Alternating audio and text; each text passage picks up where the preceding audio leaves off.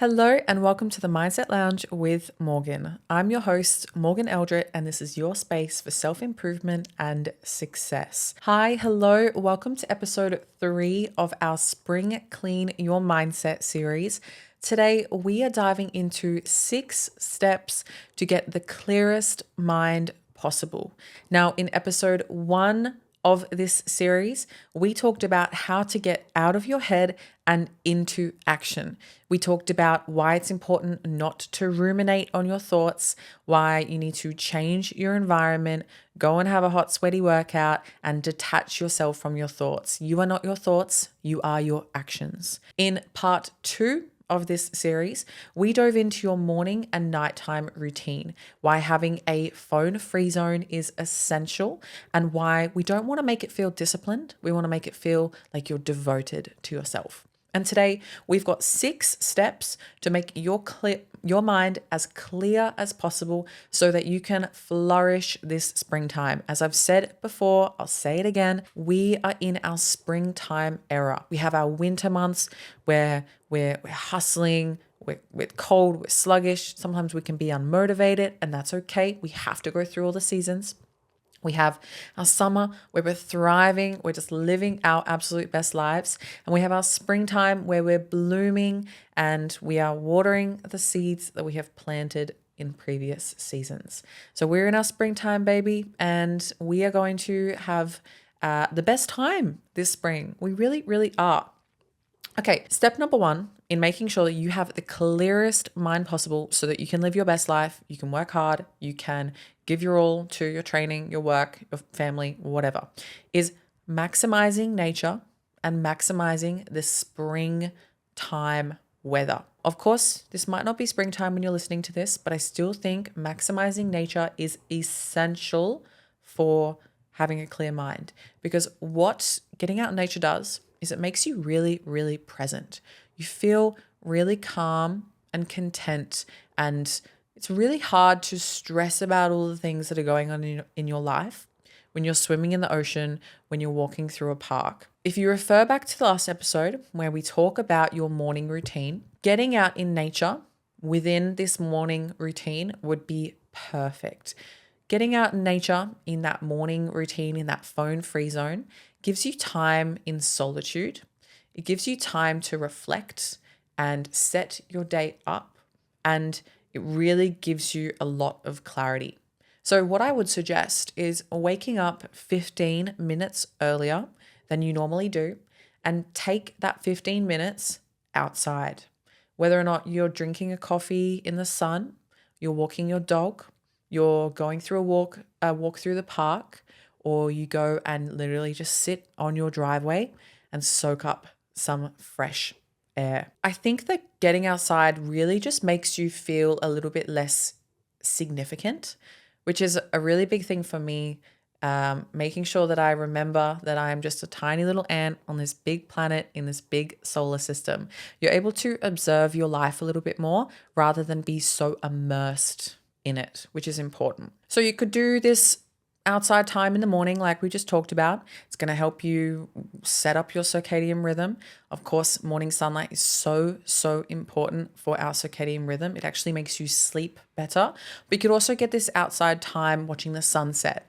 I find when I watch the sunset at night, I sleep better. Again, because our body knows that it's time to cool down, wind down, sees the sun go down, your body knows that it's time to get ready for sleep. Springtime just feels fresh, and I think it's really important to just get outside.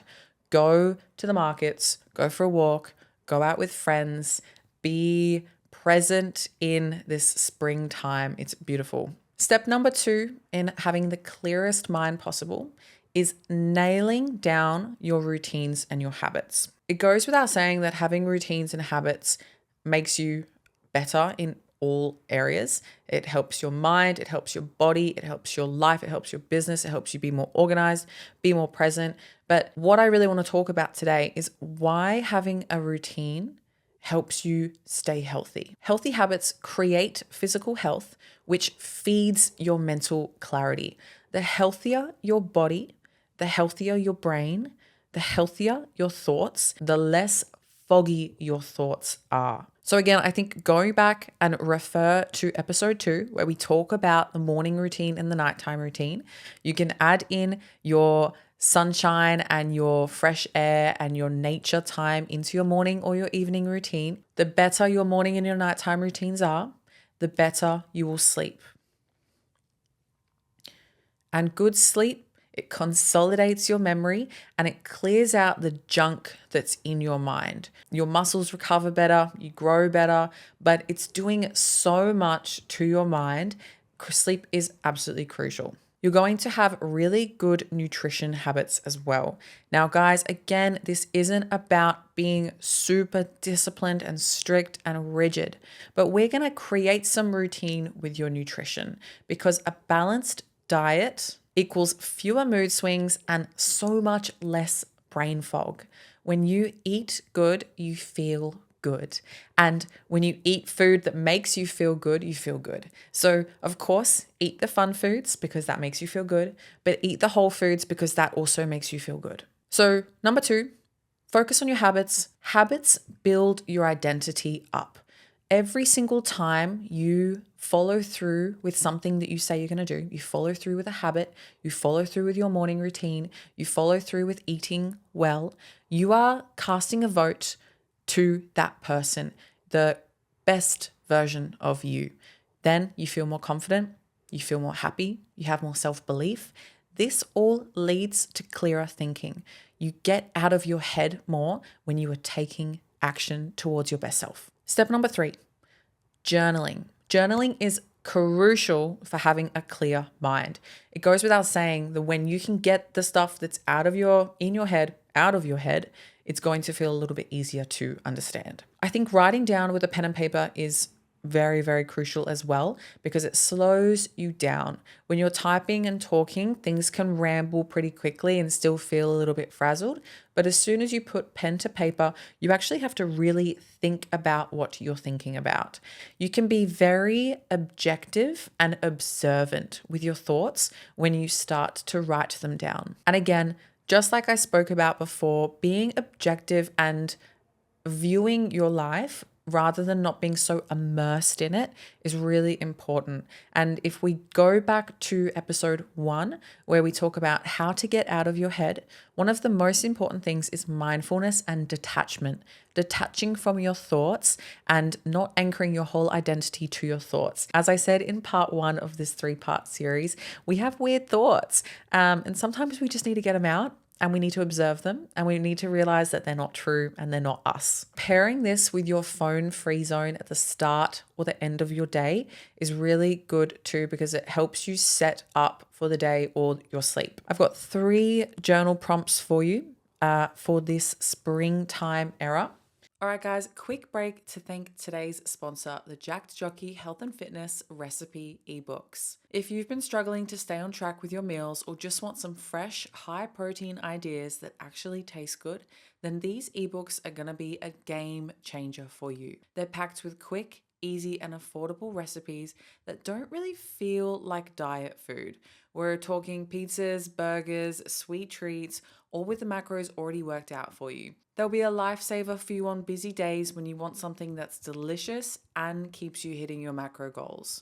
The best part, you don't have to be a chef. Every recipe is simple, tasty, and perfect for fitting into a busy athlete's lifestyle. So if you're ready to level up your nutrition without eating the same plain chicken and rice every day, grab your copy of the Jack Jockey recipe ebooks now. The link is in the show notes below. Let's get back to our final Spring Clean Your Mindset episode. So journal prompt number 1 is, what has winter taught you this year? So we're just reflecting on the winter time. And again, we don't actually have to be talking exactly about the winter season. We're talking about our own winter season. So what has our lull or our slump taught us this year? Number 2 is, what is your intention for spring? So what is your intention for this springtime? Are you wanting to build your business? Are you wanting to overhaul your workout routine? Do you want to improve your diet? Do you want to improve your relationships? Do you want to actually just maintain where you're at? Do you want to change some things up? For me, it's I really want to build this podcast. I want to build my brand and help as many people as I possibly can. And number 3 is, what do your actions say about your priorities and do they align? So if you look back at your winter and then you look ahead at your spring and you think about the actions that you're taking right now, do they align with your intentions and your goals and your purpose? Or are they a little bit unaligned? When my actions and my intentions are aligned, I feel very good, confident, and my mind feels very, very clear. So that's 3 journal prompts that you can use. And journaling is going to help us clear out our brain a little bit, get everything that's out there. It's going to help us set some intentions, and that is going to give us a very clear headspace. Number 4, we are going to improve our self-talk. Hattie, I love Hattie. She's the best. She said something that has stuck with me so, so much. And that is that language can be a weapon of love or destruction. The language that you use in your own head plays a crucial role on whether or not inside your head is a good place or a bad place. I can remember many, many years ago, I hated being inside my own head. I genuinely used to say to people, it is awful in there. It feels like a prison. And that's because the language I was using was so toxic, so negative. I was bullying myself. I was being so, so cruel. And as soon as I started to realize that the things that I said about myself were, the words you speak are the home you live in. The things that you are saying, that's your home. Like, this is inside here is your home. I really want you to start to be aware of what you're saying to yourself and start to use language that is kind. Start to use language that you would use to your friends or to a little kid, or to someone telling you their problems on the street. You wouldn't berate them like you berate yourself. We're also going to reframe our language and the things that we think. So if you think about our morning routine, instead of thinking, I have to get up, I have to do my journaling, I have to go outside, I have to go, do a beach walk, I get to do these things. I get to wake up early. I get to go and write down my thoughts and on pen and paper in the sun. I get to go and see the ocean or the sky or the trees or the birds. I get to experience this life. We are so, so freaking blessed to be alive. You're going to change have to I get to. And this can be in any scenario. We had Desi Johnson on the pod the other week and we talked about injury reframing. When you get injured, don't think I have to go back to ground one. I have to start from scratch. I get to start back from scratch. I get to learn new movement patterns. It's all about the language that you use. Observe your thoughts. We're not going to judge them. We're not going to feel shameful. We're not going to feel guilty for feeling thinking these thoughts. We're going to observe them and we're just going to reframe them. We're just going to look at them and not get too attached to them. And like we spoke about a lot in episode 1, we are not our thoughts, we are our actions.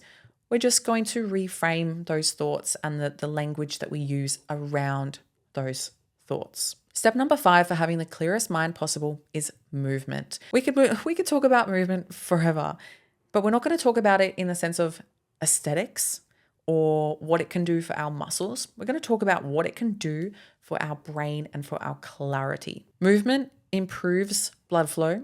It improves oxygen flow. It improves that to the brain, which means we have less brain fog. We have better memory. We have better thinking.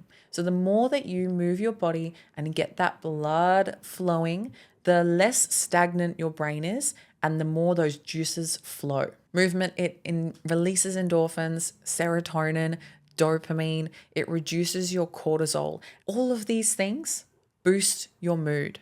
And when you're happier, you're 100% going to have a clearer mind. When you're happier, you make better decisions. When you're happier, you're kinder to other people, which also makes you feel better about yourself. Movement lowers cortisol levels, which means it reduces your stress. When you are in a stressed state, it's very, very hard to make good decisions. In part 1 of this, we spoke about doing a hard workout because doing a hard workout makes you very, very present. And when you're present, you are not able to think about all the problems that you have. You're not able to think about all the things that you need to do for the rest of the day when you are sprinting up a hill or doing a really, really heavy squat. So just getting in your body a little bit more and out of your mind, that clears your mind so much. And so, step 6 in having the clearest mind possible is having strong and healthy relationships and having a strong and healthy environment. Your environment is, of course, your physical environment. Having a environment that fuels your growth and helps you stick to your good habits is important, but having good people around you, having healthy, excited people around you is so important. And I think it's really, really crucial to have supportive people in your life if you want to flourish, because we don't want people stepping on us and crushing our dreams when we are trying to grow. So, why having a healthy environment is crucial for having a clear mind is that one, you can speak to people. Speaking to people is one of the best ways to unravel those messy, tangled up thoughts in your head. It is like journaling, it's like meditating, but it's almost better. The more you speak about what's going on, the better, the easier it is to understand it, and it's easier to detach from those things too. It's also just about, are these people around you lifting you up or dragging you down? Are you feeling good when you're around these people? Are you feeling more energized? Is your environment sucking your energy, draining your energy? Are you leaving hanging out with people feeling more foggy in the mind, feeling lost and like you're not sure what you're doing? Or are you leaving your friends feeling excited and motivated and inspired? Are you having conversations that lift you up? Do help your mind clear? Are you talking about these things? Are you talking about, hey, how do you deal with days where you feel a bit sluggish? Or are you just gossiping, talking about the next party? These things really, really help your mindset. Having positive people around you can also help you and motivate you and be there with you through these other 5 steps. They can be there with you when you go outside. Take a friend on your morning walk. Take a friend to the beach. They can be there with you when you're training, when you're moving your body. You can go for a run with these people. They can help you with your self-talk. They can stop you in your tracks when you're speaking negatively about yourself. They should be fueling your growth, not dragging you down. So that is 6 steps to having a clear mind. Number 1, maximize nature. Go out in the fresh air, go to the park, go to the beach, improve your routines. Refer back to part 2 of this 3-part series. Go and make your morning and nighttime routine absolutely perfect for you so that you can have a clear mind moving forward. We have journaling. We're getting clear on our thoughts. We are getting our tangled up thoughts and we're unraveling them. We have improving your self-talk. We're speaking good to ourselves. We're being aware of the language that we are using and we're reframing it to be more positive. We have movement. We are training hard. We are sweating. We are puffing. We are getting present. And we are doing it all with good people around us. So guys, this is part 3 of our 3-part series. We have just spring cleaned your mind. After this 3-part series, you should be feeling refreshed, excited, and your mind should be so clear going into your springtime. Remember, it doesn't matter whether your winter was productive, whether it was a disaster, whether or not you did stuff or you didn't do stuff. We're not looking back, we are looking forward. Spring is a time where we can completely refresh everything. And you know what? You don't have to refresh everything. If you have just had the ultimate winter, you are so happy with your life, then that is amazing. We can still flourish and have fun and be excited this springtime. That is what I want for you. I want you to be excited about life. Thank you so much for listening to this 3-part series. If you loved it, please let me know and I can do many more of them. Have the best day and I will talk to you in our next episode, which will absolutely be a guest episode. We've got some incredible guests coming on. I'm so excited. So thank you very much and I'll talk to you soon.